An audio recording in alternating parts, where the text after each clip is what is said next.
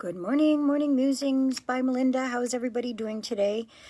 I want to talk to you about Texas before I get into our musing, because I actually have children and grandchildren that live in Texas. And as most of the country knows, Texas is going through a horrific situation where they have no electricity and are now without water, and it's freezing cold there, and the groceries don't have anything available. So it's really a tough situation. And I loved that Kathy Burke's Bond this morning wrote about the situation. She lives in Texas and said how wonderful people are being to each other as neighbors, getting buckets out of the swimming pool to help flush the toilet and helping each other out with things that one person may have that another won't. And so thank you for that post, Kathy, because it was a positive, uplifting post about people really helping each other. And again, we've got a situation where I see on Facebook people writing about things that they have no idea what they're writing about, as far as the situation in Texas and the federal government coming in to swoop in to help. And I just wanted to say that if you don't know this, Texas actually operates on its own power grid.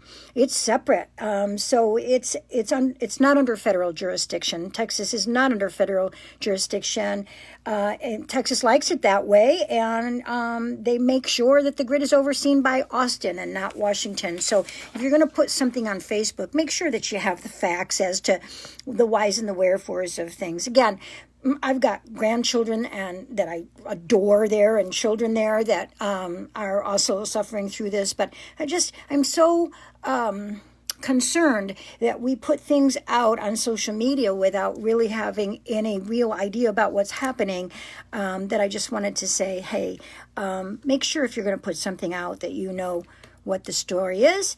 And I am hoping that things will get better in Texas soon. I know that Florida and Louisiana both are sending some electrical trucks out there, electricity out there, the best that they can. And so we just have to hope that everybody keeps their fingers crossed and it gets better soon.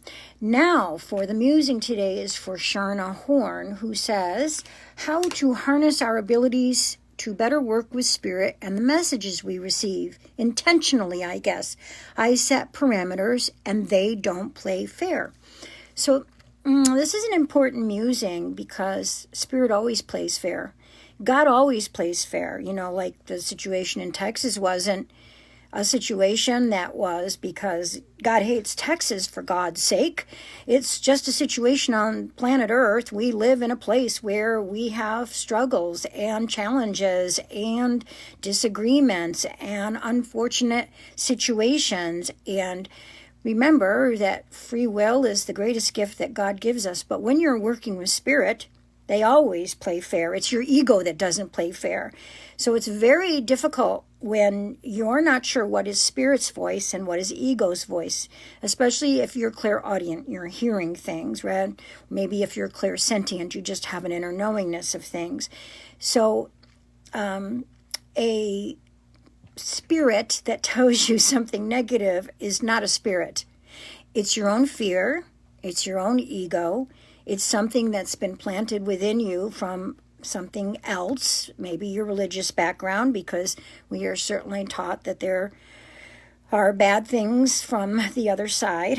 I think that everything from the other side is about love, light, bliss, connection, positive energy, upliftedness, allowance. Spirit always speaks to you in kindness, and tries to make sure that you are following your intuition in a way in which you are practicing kindness, and that's how spirit talks.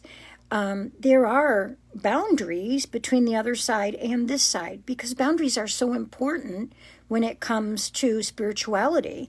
So certainly I think it's a boundary issue if you think that you're clairvoyant or that you're hearing from spirit and you go up to a stranger in the mall and start giving them information. That's a boundary issue. And unfortunately, People can be psychic without being spiritual and can take advantage of others in that way. But when you're working with the pure essence of spirit, there's never any energy that's negative or trying to get something for nothing, that kind of thing, okay? So if you feel like they don't play fair, it's just your ego. It's your ego that's not playing fair, and you have to learn what the difference is between your ego and spirit. And you do that through meditation. My opinion about bad dreams, Donnie, depends, okay? A lot of times bad dreams, I have them too, are really about working certain things out at a subconscious level. There are different types of dreams. You can dream that way to work things out at a subconscious level. There are prophetic dreams. The best dream analysis book is by a woman that's passed away. Her name is Betty Bethards. That's Bethards, Betty Bethards, and she wrote the dream book. It's a really good dream analysis book. But oftentimes when you have a bad dream that somebody is chasing you or killing you or whatever, it's really just about you losing energy in some form or fashion. But thank you for the question, and I'm sorry to veer off that spirit does not talk in negative ways. That's just the bottom line. Okay, so if you feel like spirit is talking to you negatively, or you feel like you have a bad spirit that's talking to you, or you have some kind of idea of that, what's happening is your ego is getting in the way. So meditate, meditate, meditate. That's the best way to be able to clear the channel and to make sure that you're truly talking to a spirit guide or a guardian angel, which always talks in love and light. And, you know, prayer is important. And so right now, let's pray for everybody in Texas and stop saying things on Facebook that are not true. Have a great day.